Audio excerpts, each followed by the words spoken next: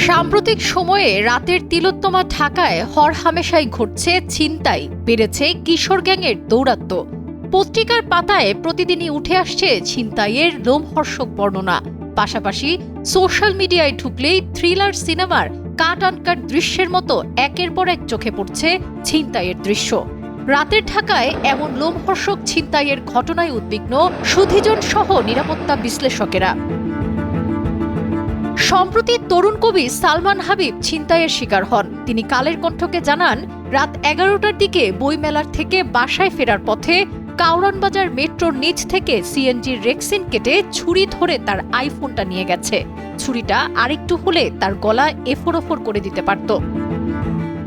কারণ বাজারের সিগন্যাল থেকে জাস্ট ছাড়লো মেট্রো রেলের নিচে, স্টেশনের নিচে।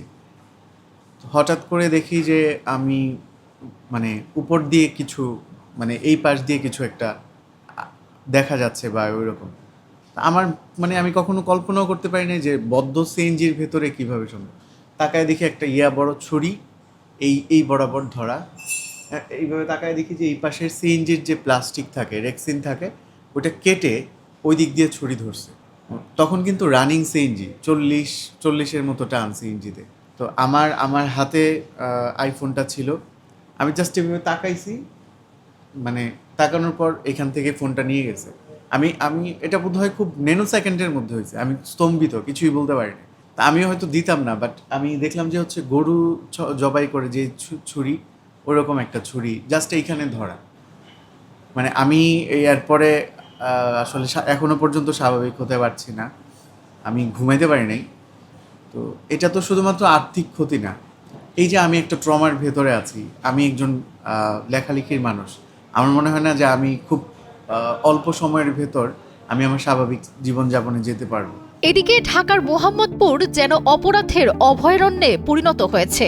রাত হলেই প্রকাশ্যে ছুরিসহ দেশীয় অস্ত্রশস্ত্র নিয়ে ছিনতাই মিশনে নামছেন কিশোর গ্যাংয়ের সদস্যরা। ভীতি ছড়াতে প্রকাশ্যে কালো কাপড় মুখে ঢেকে ও অস্ত্র হাতে নিয়ে গ্রুপ ভিত্তিক মহড়াও দেন তারা। বর্তমানে কিশোর গ্যাং এতটাই বেপরোয়া হয়ে উঠেছে যে যৌথ বাহিনীর অভিযানকেও প্রতিহত করার দুঃসাহস দেখাচ্ছে।